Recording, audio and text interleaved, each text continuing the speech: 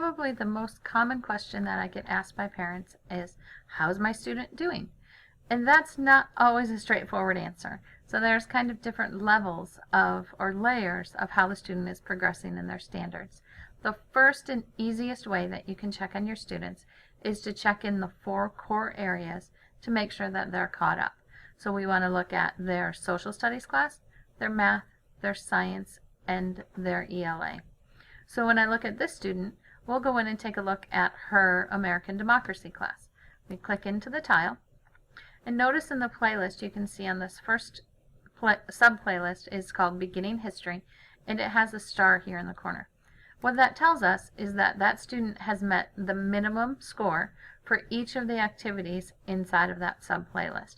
Essentially, it tells us that they've done all of their work at the minimum required level of a B, and they've turned it all in. So for that area, we can see that she's caught up. The same for the exploration unit. When we go in and look at exploration, we can see that each of the activities, each of those standards, she's completed and met the minimum score. If you want to look at it in another way, we can go in here, and if you notice when we look at the goals, it also tells us that for each of these standards listed here on the bottom, she has met the goal score in each of those 3. So once we move on from there, I'm going to leave myself in the bottom down there. So once we move on, we can see that she has all of these activities also completed.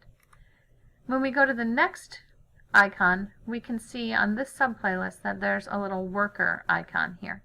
And so that tells us that this is the playlist that she's currently working on. So here we can see that this activity hasn't gotten a star yet. But since it has a worker on it, it probably also tells us that it's not yet due. When I open the activity, you'll notice up here in the corner that it has a due date of October 12th. So the student is still working on the activity and it's not due yet.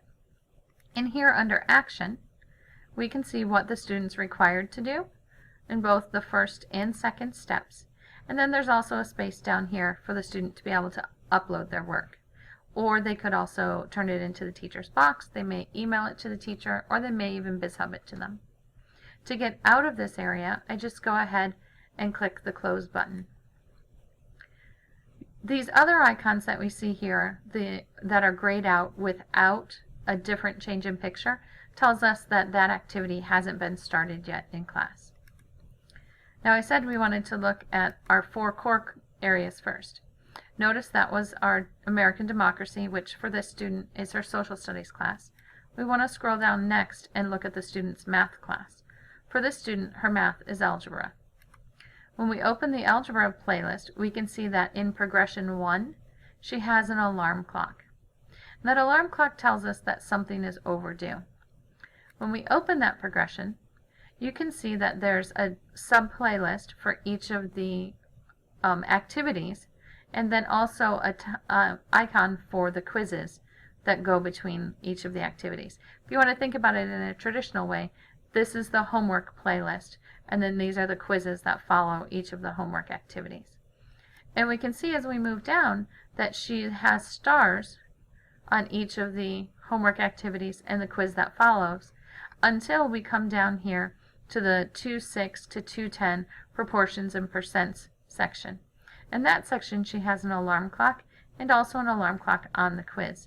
That tells us that that student might be behind her peers or just working on those assignments. If we go in and look further, we can see that she has the work turned in for some of the chapter, but then she's also missing the assignments that are here. And if you wanted to see what date that was from, you could open it and then see the date that the teacher expected that work to be turned in. With math, at the same time, you'll also see almost always that the homework needs to be proficient before the quizzes are proficient. Okay. Now I said we needed to check each of the 4 areas. We've looked at social studies, we've looked at math. We need to look at a science and the language arts now. So let's go down and look at her ELA 8. You can see in her ELA tile, we can open that one up, And ELA is a little bit different than the other tiles. It's broken into 4 sections and doesn't necessarily move in chronological order.